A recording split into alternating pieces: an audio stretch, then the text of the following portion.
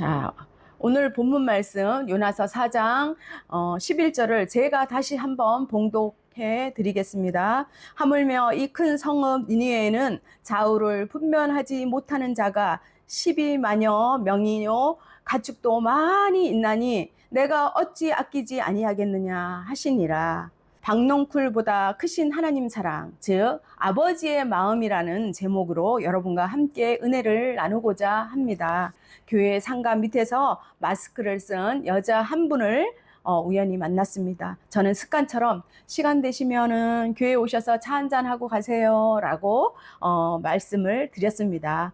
어느 날 정말로 그분이 교회 사무실 그 문틈으로 이렇게 빼곡히 얼굴을 내미시면서 보셨어요. 그래서 제가 반갑게 맞이하고 차를 대접을 했는데 그분의 첫 마디는 혹시 이상한 교회 아니죠? 이 질문이었습니다. 정말 이단이 많은 세상이라서 조심스러웠던 것 같습니다. 저는 분명히 또 말씀을 설명을 잘해드리고 안심을 시켰습니다. 대화를 나누는 동안 그분은 마음을 열게 되었고 또 자신의 삶을 이야기를 했습니다. 그분은 잘 나가는 쇼 호스트였습니다. 홈쇼핑 방송이나 온라인 라이브를 상품을 소개하고 판매하는 것을 돕는 진행자로 활동을 하고 있었습니다. 그러던 중에 유방암이 걸려서 치료를 받았고 깨끗이 나았다는 판정을 받았는데 또다시 그렇게 열심히 일을 하다가 재발 판정을 받았다는 고백을 하였습니다. 믿는 가족은 언니 단 한 분이었습니다. 그 후 그분은 교회에 등록하여 수요 예배도 나와서 함께 청소도 하였습니다. 항암 치료 중에도 힘 닿는 대로 예배에 참석하였습니다. 몸이 힘들어 못 나올 때는 영상으로 예배를 드리고요. 저에게 항상 아멘과 함께 따뜻한 코멘트를 보내주셨습니다. 이분은 저를 찾아와 축복 기도를 해달라고 말씀하셨습니다. 부족한 저를 얼마나 사랑하는지 참으로 감사했습니다. 제가 목사가 된 이유 중에 하나가 아픈 분들이 찾아와서 축복 기도를 요청했던 그 순간들에서 비롯되었습니다. 전도를 할 때 담대히 복음을 선포하고 상담할 때 더 큰 위로와 사랑을 줄 수 있다는 확신이 제 사명의 불씨가 되었던 것입니다. 그분은요, 이렇게 가발을 쓰고 다녔지만 얼굴이 참 곱고 예뻤고 또 무엇보다도 마음이 예수님을 닮았습니다. 늘 긍정적인 말과 배려와 이해와 그분을 만나면 정말 사랑의 마음이 넘쳤다는 것을 알 수가 있었습니다. 제가 그 당시 아픈 선교사님께 치료비로 쓰라고 선교 헌금을 드렸는데 오히려 선교사님이 그 아픈 성도에게 전달해 달라고 하셔서 그 성도에게 드렸더니 그 성도는 눈물을 흘리면서 제가 언젠가는 선교사님께 그렇게 선교할 날이 오겠지요? 라고 질문하였습니다. 성도님과 선교사님들의 마음과 생각이 예수님을 닮은 모습 같았고 그렇게 느꼈고 저도 그분들을 본받아야겠다고 다짐했습니다. 어느 날 그분이 진지하게 제게 물었습니다. 하나님이 저 사랑하는 거 맞죠? 저를 불러주신 거 맞죠? 저는 그분의 눈에서 눈물이 아롱지고 있는 것을 보았습니다. 네, 맞습니다. 하나님께서 성도님을 얼마나 사랑하시는데요? 라고 대답을 했습니다. 그분은 환한 미소를 지었고 우리는 함께 안고 울었습니다. 암이 온몸에 전이 된 후에도 그 성도님은 하나님을 원망하지 않았습니다. 몸은 고통스러운데요. 마음은 왜 이렇게 편한지 모르겠어요. 너무 감사해요. 라고 고백을 하였습니다. 시간이 지나서요. 그분은 죽기 전에 세례를 받았고요. 저를 꼭 기독교식 장례로 치러주세요. 라는 유언을 남기고 하나님 품에 안겼습니다. 그분은 어린 초등학교 저학년 너무나도 예쁘고 사랑스러운 아들을 남겨두고 소천하였습니다. 장례식 날 많은 성도들이 참석하였습니다. 그분의 이쁜 아들은 제 손을 잡고 부르르 떨면서 눈물을 참으려고 이렇게 계속 숨을 일부러 크게 쉬는 등 하더니 결국은 울음을 터뜨리고 말았습니다. 저와 성도들은 그 모습을 보고 그 자리는 그만 울음 바다가 되었습니다. 친정 어머니께서 저를 붙잡고 펑펑 우시면서 말씀을 하셨습니다. 우리 딸이요, 죽기 전에 저에게 말했어요. 엄마, 나는 천국에 가요. 슬퍼하지 마. 나는 지금 너무 평안해. 엄마, 거기 천국에 가서 기다릴 테니까 엄마도 꼭 예수님 믿어요. 예수님 믿고 거기서 만나요. 라고 말했다고 합니다. 그분을 만나 전도하고 함께 기도하며 암투병 속에서도 하늘의 소망을 붙든 신앙을 통해서 하나님의 살아계심을 체험하였습니다. 아픔 속에서도 구원의 확신과 천국의 소망을 고백하며 마지막까지 전도하던 그 모습은 제게 잊지 못할 경험이 되었고 간증이 되었습니다.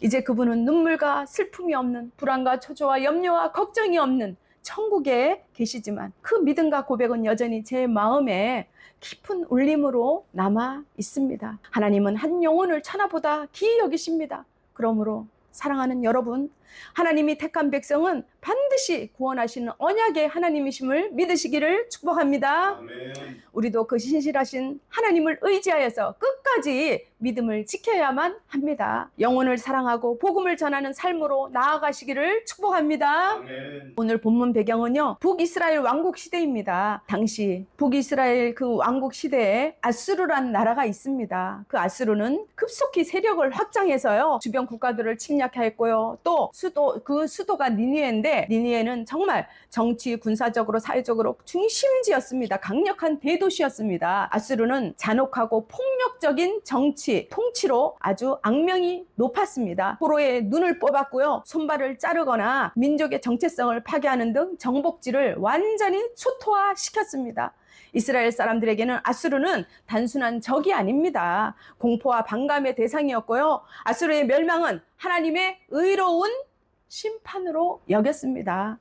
이스라엘은 자신을 선민, 그러니까 선민은요, 하나님의 선택된 백성이라고 믿은 거예요. 이방 민족 많이 나오잖아요. 성경에서 이방 민족은 유대인을 제외한 모든 민족을 이방 민족이라고 합니다. 그 민족, 이방 민족은 구원에서 제외됐다고 생각하고 민족적 우월주의에 사로잡혀 있었습니다. 요나는 북이스라엘 출신 선지자입니다. 하나님의 말씀을 전하고 백성에게 회개를 촉구하는 역할을 했지만 자기 민족 중심 사고에서 벗어나지를 못했습니다. 본문 말씀은 요나서 4장 1절에서 11절을 배경으로 하나님께서 요나에게 자비와 긍휼의 본질이 무엇인지 가르쳐 주시고 하나님의 사랑이 인간의 편견을 넘어서 모든 사람에게 미친다는 것을 보여주고 있습니다. 사랑하는 성도 여러분, 하나님께서 요나에게 니느웨에 가서 전하라고 한 말씀은 단순히 너희가 망한다 라는 선언이 아닙니다. 그 속에는요, 너희가 죄에서 돌이키면 내가 용서하고 구원하겠다. 너희 죄가 주홍같이 붉을지라도 흰눈처럼 희게 깨끗하게 하겠다. 이 뜻입니다. 하나님의 긍휼하심이 어떻게 해요? 담겨 있는 것입니다. 그래서 하나님은 요나를 원수의 나라 아수르의 수도 니느웨로 보내셨습니다. 그런데 문제는 요나의 마음이었습니다. 아니 원수의 나라를 살리라고? 그것은 매국노, 나라를 배신한 짓을 하는 거야. 그래서 요나는 하나님 말씀을 피하고 반대 방향인 이쪽으로 가라는데, 니느웨로 가라는데 다시스로, 반대 방향인 다시스로 가는 배에 올라갔습니다. 그러나 큰 풍랑이 일어나서 배가 위험해졌습니다. 요나는 바다에 던져졌고 큰 물고기 뱃속에서 3일간을 지냈습니다. 요나가 회개하자 하나님께서는 또 어떻게 했어요? 살려주셔서 그 물고기가 육지에 토해냈습니다. 요나를. 그 요나는 하나님의 명령에 순종하여서 비록 마음은 내키지 않았지만 어떻게 했습니까? 니느웨로 갔습니다. 요나는 니느웨에 가서 40일이 지나면 니느웨가 무너지리라 하고 선포했습니다. 그러나 그의 마음속에는 영혼을 사랑하는 마음도 강한 열정도 없었습니다. 그는 단지 억지로 하나님의 말씀을 전달했을 뿐입니다. 그는 혼자 생각하며 말했습니다. 그래 봐라. 아이고, 이제 며칠 안에 하늘에서 불이 떨어지는 것을 보게 될 거야. 아이고, 저 악한 것들이 심판당하는 순간을 보게 될 거야. 내가 내 눈으로 똑똑히 봐야겠어. 그런데 여러분, 놀라운 일이 생겼습니다. 니느웨 사람들이요, 왕부터 백성까지요, 금식을 하며 회개를 하는 거예요. 야, 그 모습을 보신 하나님께서, 야, 이 악한 것들아, 이제 늦었어. 내가 너희를 죽일 것이다 라고 말을 했을까요? 아니요. 아이고, 하십니다. 하나님께서는 그렇게 하지 않으셨습니다. 뜻을 돌이키셔서 그 성을 멸망하지 않으셨습니다.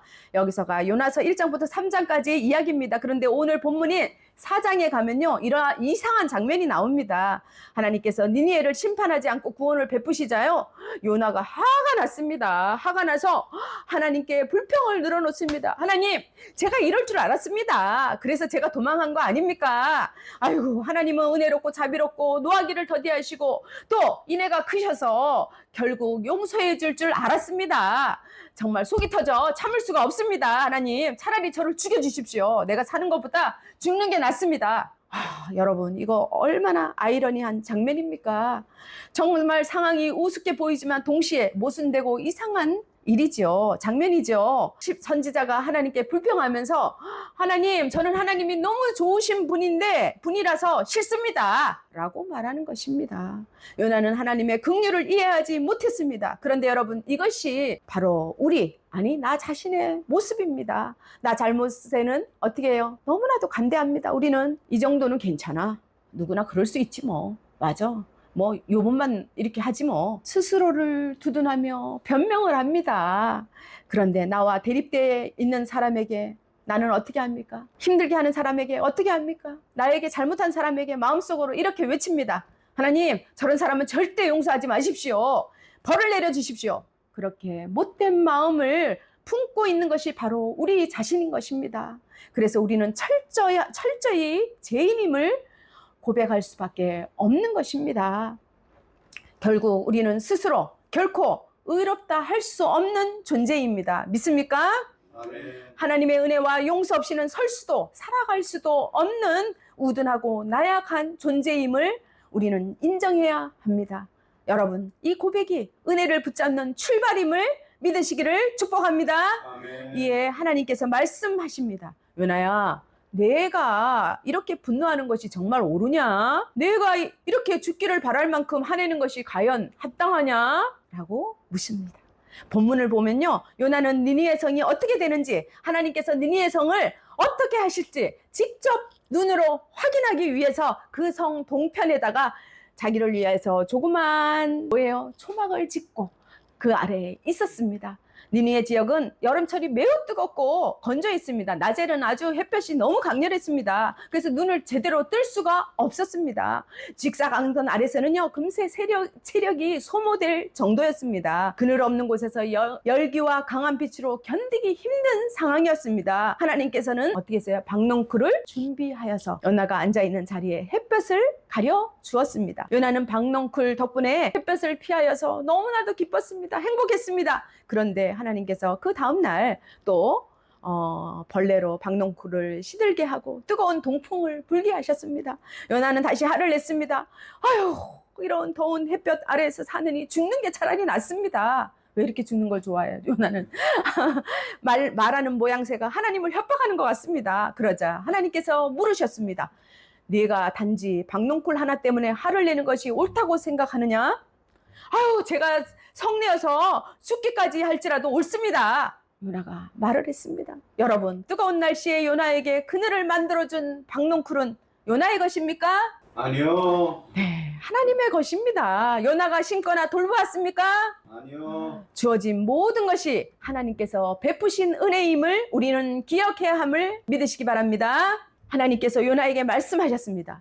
네가 애써 키운 것도 아니고 밤사이에 자라고 또 시든 박넝쿨 때문에 마음 아파하는구나. 그런데 니니웨는 무지한 사람, 어린아이부터 어른까지 12만 명이나 넘고 가축도 많이 있단다. 내가 그들을 아끼는 것이 합당하지 않겠느냐. 하나님은 구원받지 못한 사람들과 그들의 가축까지 아끼시는 분입니다. 세상 모든 피조물을 향한 구원의 아버지의 마음을 보여주신 것입니다. 사랑하는 여러분, 혹시 박넝쿨과 같은 우리의 좁은 마음 때문에 하나님의 더 큰 사랑이 가려지고 있지 않습니까? 우리는 오늘 본문을 통해 깨닫습니다. 첫째, 하나님은 영혼 구원을 위해 우리를 도구로 사용하십니다. 요나를 사용하여 니니웨 사람들에게 회개로 인도하시고 구원하셨습니다. 저와 여러분도 하나님의 도구임을 믿으시길 바랍니다. 복음의 증인으로 살아야 합니다. 하나님은 우리의 삶을 통해서, 우리의 말을 통해서, 우리의 기도를 통해서, 심지어 우리의 부족함과 연약함까지도 사용하십니다. 귀하게 사용하십니다. 복음을 전하게 하십니다. 아무리 우리가 비천한 존재라 할지라도 하나님의 손 안에서는 위대한 역사가 일어나는 줄 믿습니다. 그러므로 우리는 담대하게 믿음으로 하나님께 자신을 내어드려야 합니다. 순종이 제사보다 낫습니다. 믿음으로 우리가 그 귀한 하나님의 성교에 쓰임받기를 축복합니다. 아멘. 둘째, 하나님의 용서와 사랑을 기억해야 합니다. 요나는 불순종한 후 물고기 뱃속에서 어떻게 했습니까? 회개했습니다. 그러자 하나님께서 용서해 주시고 구해 주셨죠. 또 박농쿨이 그를 덮어 더위에 지치지 않도록 보호해 주셨습니다. 하지만 요나는 그 은혜를 잊고 다시 어떻게 했습니까? 불평했습니다. 그것이 우리의 인생입니다. 금방이라도 무너질 것 같고 죽을 것 같아서 하나님께 구합니다. 하나님 살려주십시오. 제발 저의 기도를 들어주시고 해결해 주십시오. 하나님께서 긍휼을 베푸시고 긍휼히 여기서 응답해 주십니다. 그 사랑에 감격하고 이제부터는 주의 말씀에 순종하며 살아야지 다짐합니다. 결심합니다. 그런데 어떻습니까, 여러분? 조금 지나면 잊어버립니다. 마치 내 능력으로 된 것처럼 교만하기도 합니다. 돌아서면 금세 그 은혜를 잊어버리는 것이 우리입니다. 그래서 우리는 죄인인 것입니다. 그 사랑과 은혜를 기억하며 사는 것이 기적이며 능력입니다. 제가 아시는 권사님은 늘 감사합니다. 그것도 한결같이 지나온 하나님의 은혜를 늘 고백을 합니다. 그리고 하나님의 그 사랑에 감사합니다. 하나님의 은혜에 감사하는 것이 축복의 비결임을 믿으시기를 축복합니다. 아멘. 셋째, 하나님의 말씀에는 능력이 있다는 사실입니다. 요나는 40일을 지나면서 니느웨가 무너지리라 라고 말했지만 힘없는, 표정이 없는, 굳어있는 목소리에도 열의가 없었을 것입니다. 하나님의 말씀을 전하면서 속으로는 아유 제발 회개하지 말어, 아유 멸망해라, 제발 제발 하고 말했을 겁니다. 그러나 요나의 마음에도 없는 힘없는 선포를 했음에도 불구하고 그 말씀이 온 민족과 나라, 나아가서 동물까지 살리는 놀라운 역사가 일어난 줄 믿습니다. 여러분, 하나님의 말씀은 생명을 살리는 능력임을 믿으시기를 축복합니다. 아멘. 성경은 우리에게 때를 얻든지 못 얻든지 말씀을 전하라고 했습니다. 우리는 삶 속에서 말씀으로 행함으로 복음을 전해야 합니다. 내가 복음을 부끄러워하지 아니하노니 이 복음은 믿는 모든 자에게 구원을 주시는 하나님의 능력이 됨이라. 바울은 복음을 전할 때 인간적 판단이나 두려움 때문에 주저하지 않았습니다. 복음을 말하는 것이 부끄럽거나 세상 기준으로 낮아지는 것이 아니며 오히려 담대하게 전해야 한다고 선언하고 있습니다. 여러분, 복음은 하나님이 주시는 구원의 능력입니다. 믿습니까? 아멘. 복음은 믿는 사람에게 실제적 변화와 영적 회복임을 믿으시기를 축복합니다. 또 우리가 삶 속에서 하나님의 사랑을 실천하는 것이 중요합니다. 하나님의 사랑을 알았는데, 하나님을 사랑에 가꿨는데 너무나도 힘들고 버겁다고 그것을 다 포기하거나 저버리거나 그러면 안 되죠. 또 불신자들의 필요를 도와주는 삶은 복음이 행동으로 드러나는 삶입니다. 우리 성도들 중에서도 또 직장에서도 남을 도와주고 사랑하고 돕고 이해하고 그런 분들이 계십니다. 정말 하나님의 그 사랑을 실천하는 분이십니다. 너무나도 힘들죠. 이것저것 할 것도 많고 내 자신이 헌신하려니 얼마나 힘들겠습니까? 그러나 그 하나님의 사랑을 실천하는 것은 바로 복음의 능력인 것입니다. 우리 모두 그런 선교적 삶을 사는 복된 인생이 되시기를 축복합니다. 아멘. 이제 말씀을 정리합니다. 이 세상에는 우리가 힘든 일이 많습니다. 착하게 살아도 고통과 어떻게 해요? 어려움이 그대로일 때가 많습니다. 그 원하지 않는 그 힘든 시간이 지속될 때도 있습니다. 믿음 생활을 하는데 내 환경과 처지가 변하지 않을 때가 많습니다. 때로는 내 원수가 되고 잘 되고 믿지 않는 사람이 더 큰 복을 누리는 것을 볼 수가 있습니다. 그럴 때 우리는 하나님은 왜 침묵하고 계실까? 왜 도와주지 않을까? 라는 질문을 해야 하며 속상해합니다. 요나처럼 하나님께 따지기도 합니다. 하나님 왜 그러세요? 정말 너무합니다. 하나님 이럴 수는 없습니다. 라고 눈물을 흘리며 따집니다.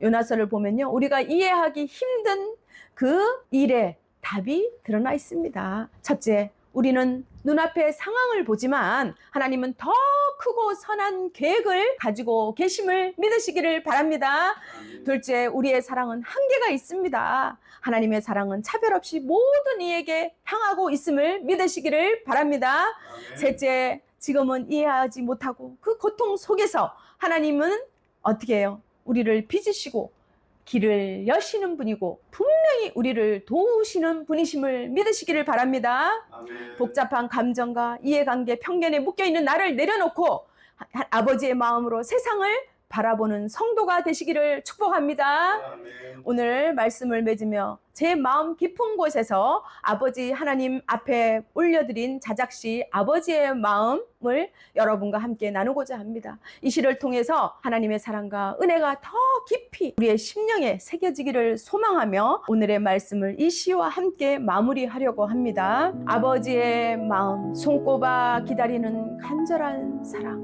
눈물 보이면 아파하고 어둠 밤 못 이겨 뒤척일 때 안아주시는 언제나 그 자리에서 향기 나는 삶이 아니어도 곱게 물 부어주시는 가꾸시는 손길, 그 사랑이 나를 살게 하네. 오직 주님밖에 없습니다. 기도하겠습니다. 하나님 아버지라고 부를 수 있음에 감사를 드립니다. 우리의 좁은 마음과 다른 주님의 크신 마음을 오늘 말씀을 통해 깨닫게 하시니 감사합니다. 우리 눈에는 원수 같고 이해되지 않은 상황일지라도 그 안에 구원과 사랑의 뜻이 있음을 믿게 하여 주시옵소서. 하나님의 마음을 닮아 모든 영혼을 불쌍히 여기고 고통 속에서도 주님의 은혜를 붙들게 하여 주시옵소서. 살아계신 예수 그리스도의 이름으로 기도합니다. 아멘.